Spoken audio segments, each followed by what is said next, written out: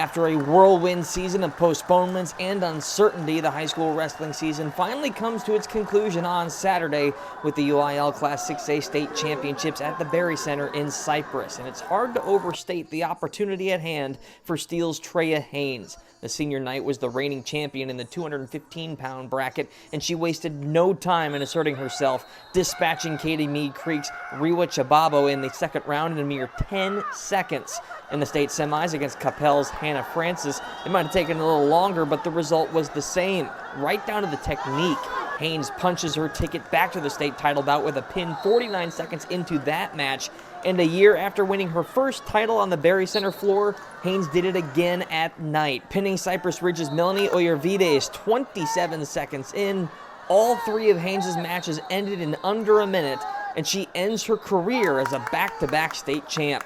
The question is, does this one feel any different from last year's breakthrough moment?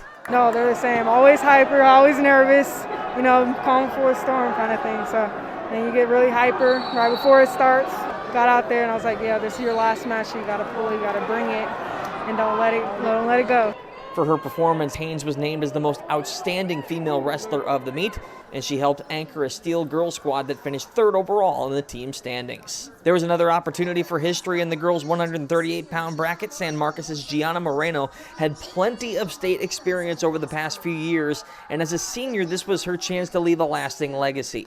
In her opening match, Moreno cruised to an impressive 11-1 major decision over Richardson's Michaela Poole, and she was in total control of her semifinal match against Harker Heights' Olivia Crutchley midway through the third period. Leading 7-2, Moreno gets caught off guard, though, on this takedown and nearly gets pinned, but she eventually kicks out of it and turns it into a reversal to stay alive. One escape later, the bout was tied at 9 points apiece, and that's when Moreno struck, sealing an 11-9 win with a takedown in the closing seconds. The emotion there was plain to see. She was moving on to the state title bout, and there Moreno would continue her flair for the dramatic, this time trailing 7-5 midway through the second period of the championship against Prosper's Taylor Martinez. Moreno notches a huge reversal and turns it into a pin mere moments later. As the ref calls the match, slamming the mat, Moreno does the same, celebrating emphatically. She is the first wrestler in the 6-year history of the San Marcos program to win a state title. I was stressed, but I gave it all to God. I said, I'm not going to stress. I'm going to give it all to God. And my last match, I prayed. Me and Coach Smith prayed, and I had no idea what was going on. I was all adrenaline. I'm still pumped right now. First state champ. I wanted to impress my coach. That man, I love him so much. It's amazing, and I knew I wanted it. I'm taking it all in right now. We almost had an all-San Antonio State final in the 102-pound bracket for the girls. REAGAN senior Addison Garcia and STEELE junior Evangeline Valadez both maneuvered their way through the brackets into the semifinals, but Garcia was the one who punched her ticket to the championship bout. After grinding out hard-fought wins, a 7-1 decision against Cypress Springs' Melissa Cifuentes, and a 5-3 decision against Keller Central's Casey Tanimoto, Garcia had her shot at the ultimate prize, but came up short.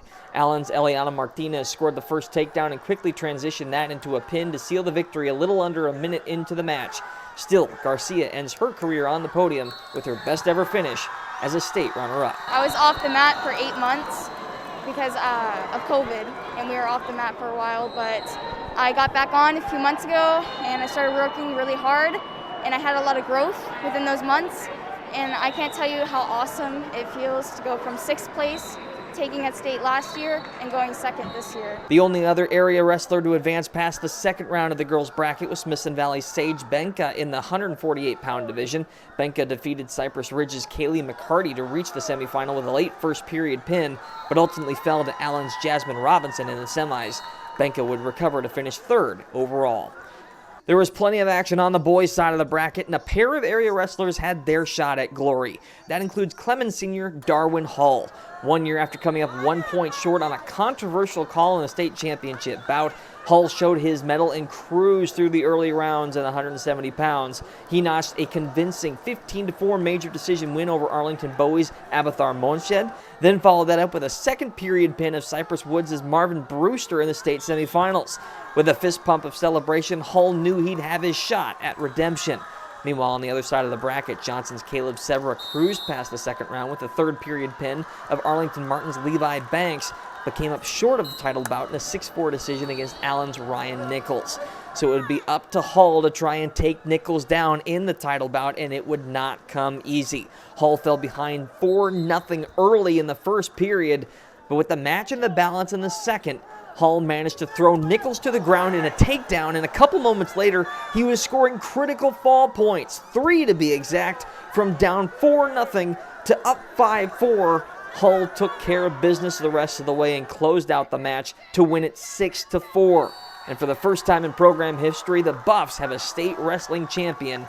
It is Darwin Hull. Being able to come back and redeem myself against someone who's part of the same school. It may not be the same person, but the same school. That means so much to me and really so much to everyone. To be able to bring this back, be able to represent our school, get us on the roadmap. It means the world to know that we're on the map and we're getting better and we're able to contest some of these other schools around us.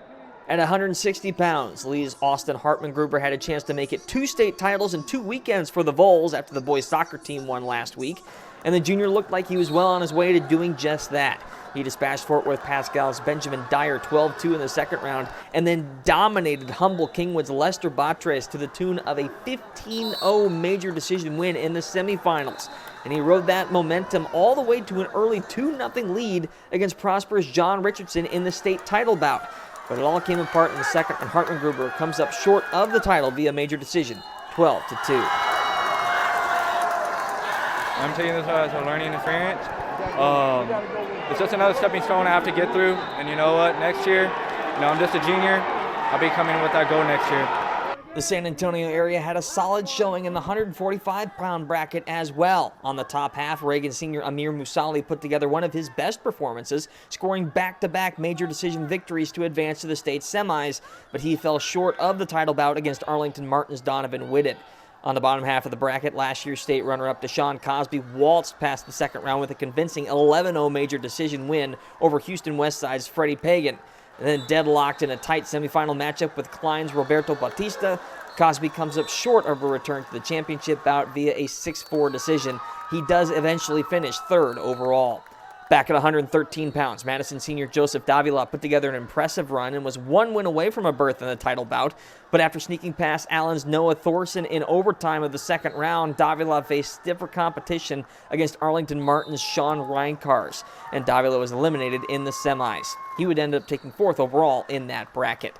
The Marshes were back in full force from New Braunfels in the Berry Center. Landon Marsh, the younger brother of state champ George Marsh, who graduated last year, took the mat in the second round of the 182-pound bracket and took care of business early on, earning a pin in the third period against Klein's Jaden Criswell to advance. But he would end up falling to Plano West's Fareed Mubarak in the state semis and eventually finished third. And last but not least, the big boys at 285 pounds. Smithson Valley's Ryan Benka looked strong in a 6-2 second-round victory over Little Elm's Jax Brown, but he was pinned by El Paso Montwood's Ivan Escobar in the semifinals, knocking him out of winner's side. He would recover to take third overall. Johnson's Clayton Adair took a similar route, finishing third in the 195-pound bracket as well. Congratulations to all of our area athletes on their remarkable seasons. For more highlights and results from the state tournament and all things high school sports, keep it at ksat.com.